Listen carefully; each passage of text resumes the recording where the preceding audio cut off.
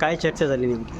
काय आहे की मनोज जरांगे पाटीलांच्या बाबतीत मी अनेकदा माझ्या भाषणामध्ये इंटरव्ह्यूजमध्ये सांगितलेलं आहे की एका छोट्याशा गावाचा एका सामान्य माणूस जेव्हा आपल्या समाजासाठी उभे राहतो तर त्याची प्रामाणिकता बघून लाखोंच्या संख्येने लोक त्याच्या मागे कशा पडतात. मी आज त्यांना भेटल्यानंतर हेच सांगितलं की आज देशामध्ये कोणताही असा नेता नाही ज्याच्या एक आवाजावर लाखोंच्या संख्येने लोक रस्त्यावर येतं.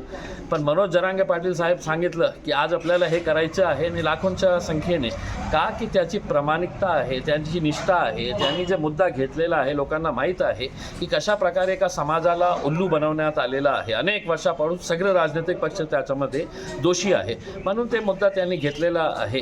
मला जेव्हा कळाले की ते हॉस्पिटलमध्ये ॲडमिट आहे मी गुपचूप तिथे गेलं आणि त्याला फक्त बेस्ट विशेस देण्यासाठी मी गेलो होतो. पण ते हॉलमध्ये अनेक सारे लोक तिथे उपस्थित होते. मला त्याचा काही फोटो काही सोशल मीडियावर टाकायचं नाही होतं. पण मी बाहेर पडल्यानंतर मला कळालं की तुरंत ते फोटोज ही व्हायरल झाले होते कारण त्यांचेही खूप सारे लोक होते तिथे ते फोटो हे घेत होते. आणि मी जरांगे पाटील साहेबांना हे सांगितलं की तुम्हाला जिवंत राहायचं आहे, तुमच्यासाठी आणि समाजाच्या हितासाठी जिवंत राहायचं आहे.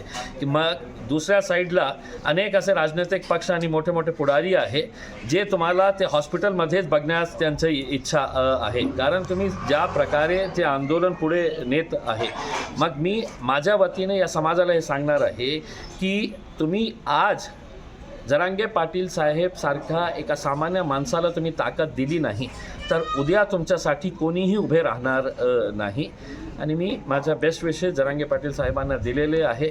माझी नाराजी व्यक्त केलेली आहे. मी त्यांना सांगितलेलं आहे की आपण निवडणूकमध्ये उभे राहायला पाहिजे होतं कारण निर्णय कुठे होता, नियम कुठे बनतात त्यातले लोकसभेमध्ये बनतात. पण कमीत कमी त्यांनी सांगितलेले आहे की आता लवकर निर्णय झाला नाही तर विधानसभेमध्ये ते खूप ताकदीने उतरणार आहे. माझे बेस्ट विशेस आहे जरांगे पाटील साहेबांना. काय आपण सध्या प्रचार करत आहात, नागरिकांचा कसा प्रतिसाद मिळत आहे? चांगला प्रतिसाद मिळत आहे. मी लोकांना जाऊन हेच सांगतो की अनेक उमेदवार उभे आहे, 45 कॅन्डिडेट्स आहे रिंगणात. आणि मी लोकांना हे सांगतो की तुम्ही बघितलेलं आहे मी 10 वर्षापासून 5 वर्ष सुरुवातीचे या शहराचा लोकप्रतिनिधी होता आमदार म्हणून आणि मागच्या 5 वर्षापासून मी खासदार आहे.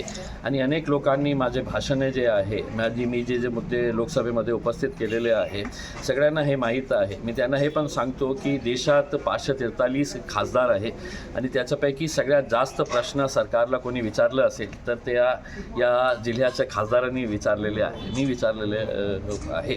आणि मी लोकांना सांगतो की माझ्यापेक्षा कोणी जास्त शिक्षित असेल, चांगले मुद्दे तुमचे लोकसभेमध्ये मांडू शकेल तर त्याला मतदान करा. पण फक्त जाती धर्माच्या नावावर मतदान करू नये कारण आपण हे केल्यामुळे आपण इतके मागे राहिलेले आहे.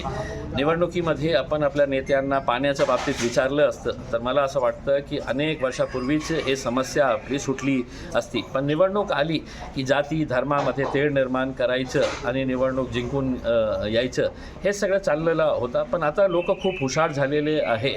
मी आज सिडकोमध्ये आलो आणि लोकांना भेटलं, लोकांना सांगितलं की का या शहराला एक नवीन नेतृत्वाची गरज यासाठी आहे की इथे खूप स्कोप आहे डेव्हलपमेंटचा आणि प्रामाणिकपणे आपण त्याचं फॉलोअप केलं तर इथे खूप मोठी संधी आपल्याला उपलब्ध होऊ शकते. ते इंडस्ट्रीयल डेव्हलपमेंटच्या अनुषंगाने होऊ शकतं, ते टुरिझम डेव्हलपमेंटच्या अनुषंगाने होऊ शकतं. तर अशा परिस्थितीमध्ये लोकांनी खूप प्रामाणिकपणे कॅन्डिडेट्सला तपासून मतदान केलं. पण मला असं वाटतं की एक चांगला निर्णय येऊ शकतो. असं होतं की आपण इंडिया आघाडीसोबत मला जायचं होतं साहेब, पण कोणी आम्हाला घ्यायला तयार नाही होतं. कारण काय आहे की त्यांना नेतृत्व नाही पाहिजे, आमचं नेतृत्व नाही पाहिजे.